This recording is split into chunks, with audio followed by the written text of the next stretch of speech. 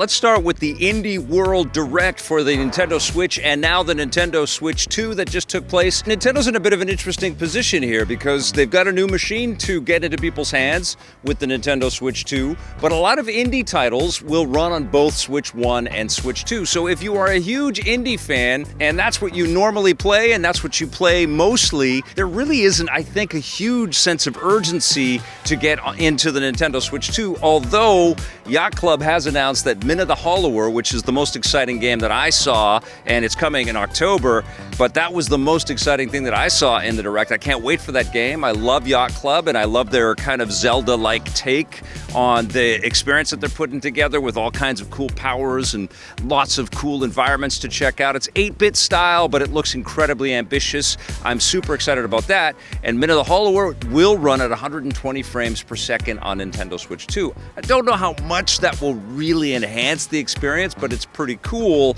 Almost every other game that they showed, though, will run on both platforms. I think the other big standout reveal from the Direct is that UFO 50 is now on the Switch platforms, and that is available as we speak. I've been playing that on the Steam Deck, and having this collection of 50 fake NES games that you can play anywhere, that's the way to play it. So this is an exciting release for the Switch for sure. I'm still really looking forward to Winter Burrow. This game, they just teased it a little bit. They just had a little bit of a video sequence, but we've seen it before. It looks stunning. It looks like it's going to be a nice, cozy time, and I really can't wait to play that game. And the two other cool games that caught my attention were Well Dweller and Neverway, which take and borrow from lots of established experiences that we've played before, but there's some nice cool indie twists on these. Indie games and the Nintendo Switch platforms are like chocolate and peanut butter. It's a perfect fit.